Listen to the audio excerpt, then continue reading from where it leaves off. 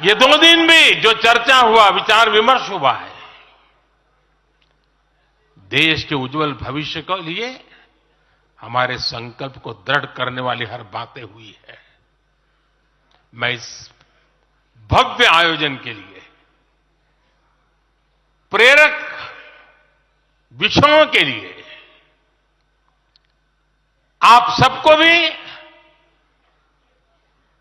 देश भर के कार्यकर्ताओं को भी नड्डा जी के माध्यम से सबका अभिनंदन करता हूं। साथियों,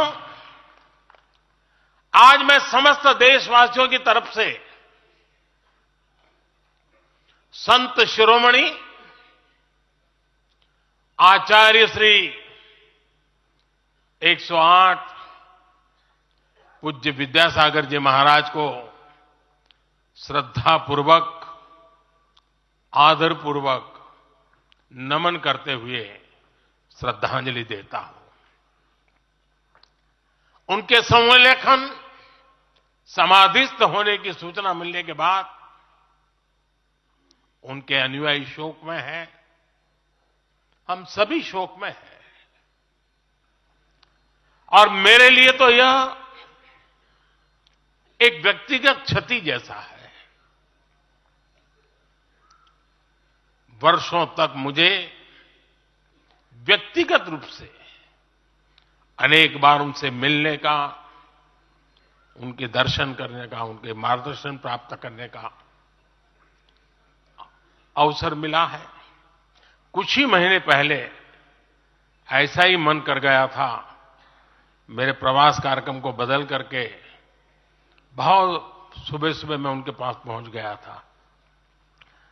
तब पता नहीं था कि मैं दोबारा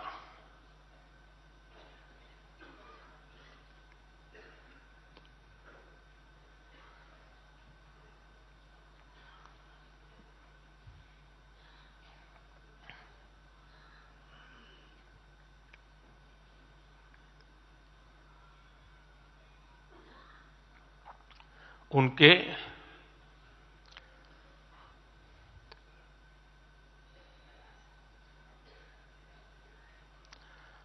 दर्शन नहीं कर पाऊंगा।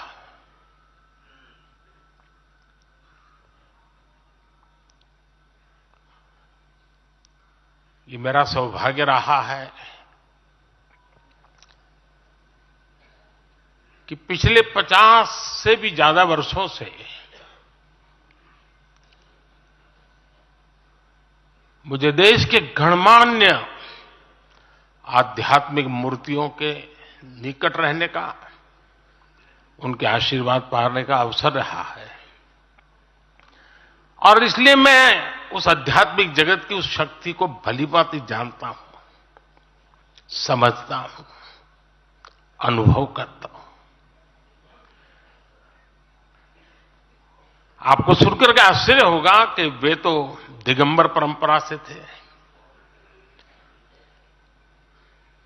उनका जीवन कैसा होता है हम जानते हैं, लेकिन शायद ही कोई ऐसी महत्वपूर्ण घटना ऐसी नहीं होगी या मेरी तरफ से कुछ महत्वपूर्ण किसी काम में मेरा संबंध आया हो, 24 घंटे के भीतर भीतर उसका एनालिसिस करके मुझे उनका संदेश आता था। यानी कितने जागरूक थे।